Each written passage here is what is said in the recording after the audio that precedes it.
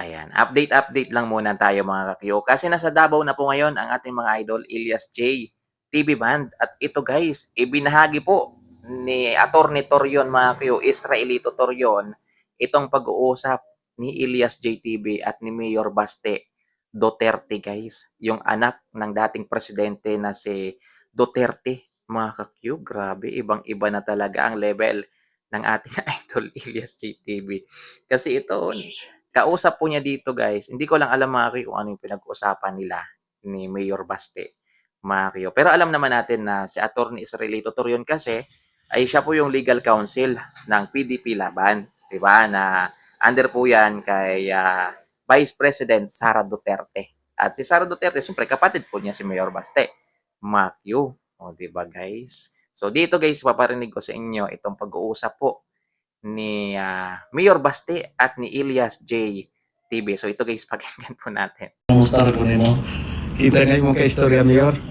Ilyas, Ilyas. Okay ra, okay ra. Okay ra. Oh, pohon. Oh. Ayo dia. Oh.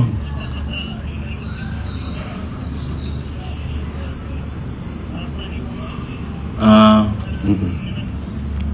At yun mga ka-Q, yung pag-uusap po ni Mayor Baste Duterte guys at ni Elias CTV. Nakaka-intriga naman mga Q kung ano yung kanilang pinag-usapan. Pero maririnig natin sa sinabi po ni Mayor Baste, okay ra. Ang sabi po niya sa Tagalog, okay lang. Okay to, ang sabi po niya sa Tagalog. Ano kaya yung pinag-usapan nila guys? Grabe naman. Yan, sana sabihin rin sa atin ni Attorney Torion. Pero siyempre guys, yan kasi is parang ano na rin, parang sa kanila na rin siguro yung pag-uusap na yan guys. Pero grabe no, kakaiba na po talaga si Ilya CTV guys. Yan, sobrang dami na po niya talagang kakilala. Yan, at naging malapit po talaga sa kanya ng mga tao na hindi po basta-basta dito po sa Pilipinas. Yan, so si Attorney Torion, alam naman natin guys na sikat na abogado yan. So ngayon po, para magkaibigan po yung kanilang turingan. Ngayon naman, si Mayor Baste Duterte, mga kakyo. At marami pang iba mga kakyo. Sila Claudine Barito, kilala din po siya guys. Sila Uji Diaz, mga kakyo. Yan, parami na po talaga yung circle o nagiging kaibigan talaga ni Ila si TV mga kakyo. Na hindi po basta-basta mga kakyo. At makakatulong po talaga sa kanya pagdating ng araw guys. Yan, isipin mo, Mayor Baste yan. Mga Mayor Baste Duterte po nakausap ng ating idol Ilyas JTV. So mamaya mga Q, update ko kayo guys sa concert ng ating idol Ilyas JTV. Ayan, dito po sa Davao. Ayan, so nandun na sila kanina. Nag-update po tayo kanina. Nakita nyo guys, papunta na sila doon. So mamaya ipapakita ko sa inyo yung concert venue naman ng ating idol Ilyas JTV. Grabe. Napapailing pa rin ako guys sa nangyayari ngayon sa buhay ng idol natin, Elias TV. Kanina nakita ko lang siya guys. Nakita ko yung old video niya. Yung alam nyo yung nagkukopra po siya. Ayan, mula dun sa pag-akyat niya hanggang dun sa pagkuha nila ng nyug sa sa shell. Mga Q, grabe no? Yan, ibang-iba na po talaga yung nararating ni Elias TV. Nakakatuwa mga Q at sobrang saya natin. Kasi kahit papano guys ay nakakamit niya na yung kanyang pangarap. Makyo. So yan lang guys, maraming salamat. Yan. Kung ano man yung kanilang pinag-usapan ni Mayor Baste, Makyo, yun po ang hindi pa natin alam guys. Sana po sana po magbigay po ng clue si Attorney Torion. Kasi habang nagsasabi po si Mayor Baste na okay to, sabay hawak naman dun sa mga papel. Ayan o, tingnan nyo guys, may mga papel po sa harap ni Mayor Baste. Ano kaya to guys? Ayan o, kasi sabay sabi niya na okay to. Ayan o, tinitingnan po niya yung mga papel. Makyo. Baka meron silang gagawing pinikula.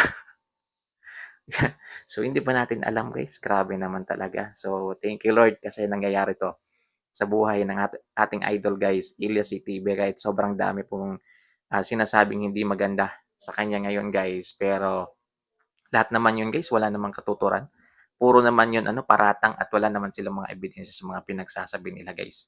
So yun, wag kayong mag-alala kasi habang binababa po siya ng iba, tinataas naman po siya ng Panginoon, mga Q. So yun lang guys, maraming salamat. Yan. So dito pala yung concert ngayon, Ilasi TV sa yan, Tiblawan, yan, Governor Generoso, yan, Davao Oriental. mga kayo, sa mga gusto pong pumunta dyan ngayon, pumunta na po kayo habang maaga pa. Pwede pa naman kayong humabol, guys. Ayan. At i-charge nyo na yung mga cellphone ninyo. Ayan. Para mamaya walang maging problema. I-delete yung mga dapat i-delete para hindi naman siya memory full mamaya. Mga ko, kapag mag-live kayo, kukuha kayo ng video. Yan. Ayan po si Atty. Torion, guys. Yan po yung abogado po.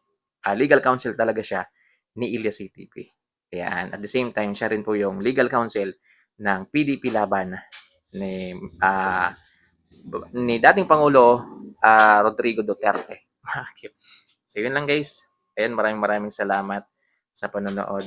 Ayan. So sana maging successful po yung concert ngayong gabi ni Ilyas JTV. Kumusta rin po mo? Kita ngayon mo kay istorya, Mayor. Ilyas, Ilyas. Okay ra. Okay ra. Oh, pohon. Oh. Ayo dia. Oh.